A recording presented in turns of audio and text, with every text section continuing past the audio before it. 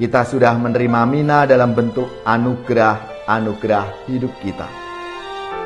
Menjadi pertanyaan refleksi untuk kita semua. Sudahkah kita bertanggung jawab atas hidup kita dengan menjadikan hidup kita itu berkat bagi sesama kita? Atau malah justru sebaliknya, kita menjadikan hidup kita ini beban dan ancaman bagi sesama.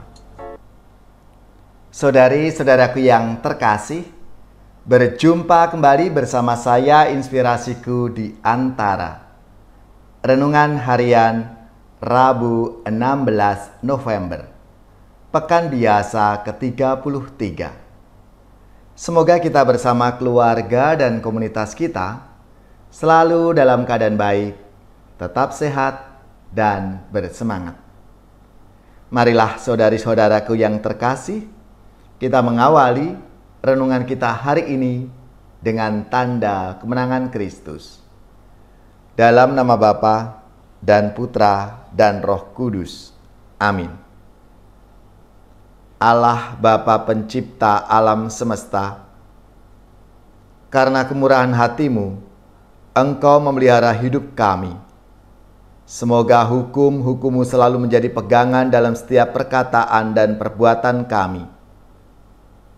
Dengan pengantaraan Yesus Kristus Tuhan kami, yang hidup dan berkuasa, dalam persekutuan dengan Roh Kudus, Allah sepanjang segala masa.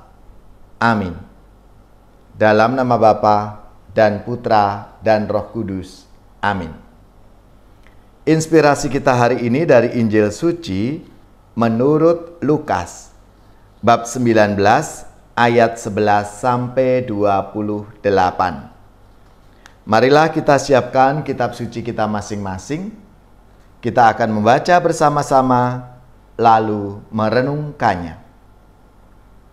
Pada waktu Yesus sudah dekat Yerusalem, orang menyangka bahwa kerajaan Allah akan segera tampak. Maka Yesus berkata, ada seorang bangsawan berangkat ke negeri yang jauh untuk dinobatkan menjadi raja. Sesudah itu baru ia akan kembali. Maka ia memanggil 10 orang hambanya dan memberi mereka 10 mina, katanya, pakailah ini untuk berdagang sampai aku kembali. Akan tetapi orang-orang sebangsanya membenci dia, lalu mengirimkan utusan menyusul dia untuk mengatakan, kami tidak mau orang ini menjadi raja atas kami. Dan terjadilah ketika ia kembali, setelah dinobatkan menjadi raja, ia memanggil hamba-hambanya yang telah diberinya uang itu, untuk mengetahui berapa hasil dagang mereka masing-masing. Yang pertama datang dan berkata, Tuan, mina yang Tuan berikan satu itu telah menghasilkan 10 mina. Katanya kepada hamba itu, baik sekali perbuatanmu itu, hai hamba yang baik. Engkau telah setia dalam perkara-perkara kecil. Karena itu, terimalah kekuasaan atas 10 kota. Datanglah yang kedua dan berkata, Tuan, mina Tuan telah menghasilkan 5 mina. Katanya kepada orang kedua itu, dan engkau kuasailah 5 kota. Dan hamba yang ketiga datang dan berkata, Tuan, inilah mina Tuan. Aku telah menyimpannya dalam sapu tangan, sebab aku takut akan Tuan, karena Tuan adalah manusia yang keras. Tuan mengambil apa yang tidak pernah Tuan taruh, dan Tuan menuai apa yang tidak Tuan tabur. Kata bangsawan itu, hai hamba yang jahat, aku akan menghakimi engkau menurut perkataanmu sendiri. Engkau sudah tahu aku ini orang keras. Aku mengambil apa yang tidak pernah kutaruh, dan menuai apa yang tidak kutabur. Jika demikian, mengapa uangku tidak kau berikan kepada orang yang menjalankan uang? maka sekembaliku aku dapat mengambilnya serta dengan bunganya. Lalu katanya kepada orang yang berdiri di situ, ambillah mina yang satu itu dan berikanlah kepada orang yang mempunyai 10 mina itu. Kata mereka kepadanya, Tuhan, ia sudah mempunyai 10 mina. Ia menjawab, aku berkata kepadamu, setiap orang yang mampu, ia akan diberi. Yang mempunyai, ia akan diberi. Tetapi siapa yang tidak mempunyai, daripadanya akan diambil juga apa yang ada padanya. Akan tetapi semua seteruku ini yang tidak suka aku menjadi rajanya, bawalah mereka kemari dan bunuhlah mereka di depan mataku. Sebab setelah mengatakan semuanya, perjalanannya ke Yerusalem. Demikianlah sabda Tuhan, terpujilah Kristus.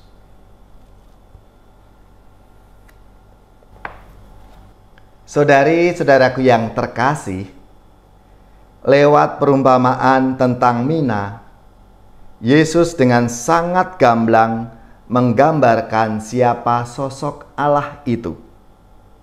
Bagi Yesus, Allah Bapa adalah pribadi yang telah mempercayakan mina kepada para hambanya, dan Bapa menuntut pertanggungan jawab atas mina itu. Siapapun orangnya, kalau dia mampu mengembangkan mina itu, pasti akan mendapatkan ganjaran, yaitu tanggung jawab yang lebih besar dan jaminan hidup surgawi. Saudari-saudaraku yang terkasih, kesetiaan kepada Allah ditampakkan dalam tanggung jawabnya mengembangkan mina yang telah diterimanya. Kita sudah menerima mina dalam bentuk anugerah hidup kita.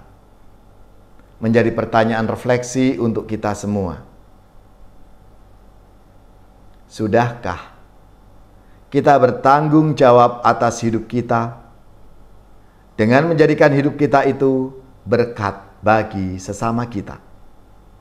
Atau malah justru sebaliknya, kita menjadikan hidup kita ini beban dan ancaman bagi sesama?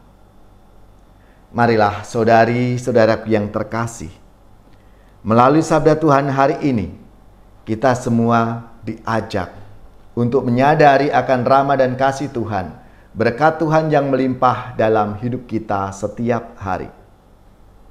Ya Allah, Engkau telah menganugerahkan hidup kepada kami, dan Engkau menuntut tanggung jawab kami untuk mengembangkannya.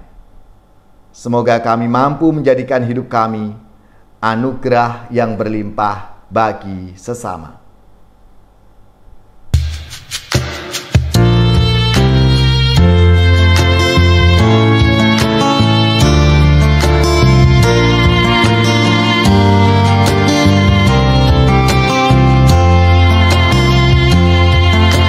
Anugerah-Mu Tuhan sungguh besar, Kau rancang hidupku dengan kasih-Mu.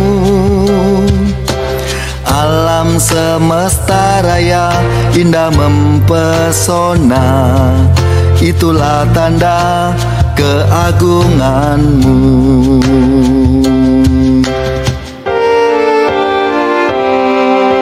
Mentari pagi siap berbagi, pancarkan sinarnya bagi semua. Syukur padamu Tuhan atas segala yang ku terima, persembahan cinta bagi dunia.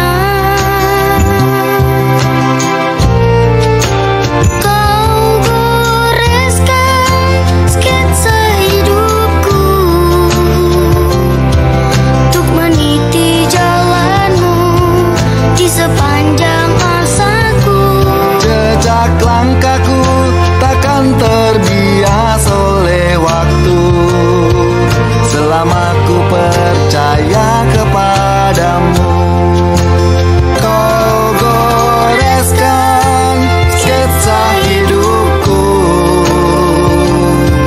untuk meniti jalanmu di sepanjang asaku. Jejak langkahku takkan terbias oleh waktu selama ku percaya kepadamu.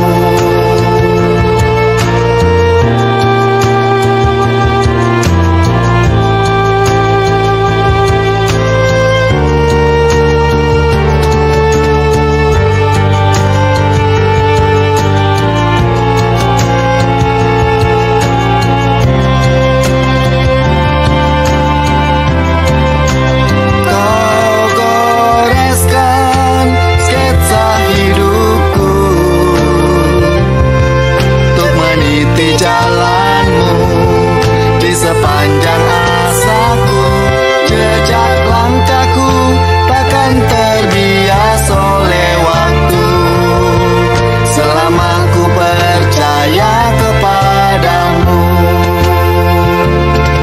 Selama ku percaya kepadamu.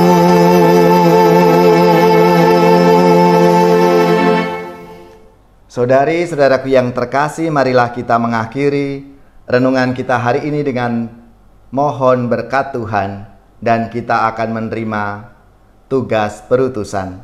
Marilah kita siapkan hati kita untuk menerima berkat-Nya. Semoga saudari-saudara sekalian, keluarga-keluarga dan komunitas kita, orang-orang yang kita doakan, mereka yang sakit, yang menderita, seluruh tugas, belajar, pekerjaan, usaha serta karya pelayanan kita dibimbing, dilindungi dan diberkati oleh Allah yang Maha Kuasa, Bapa dan Putra dan Roh Kudus. Amin.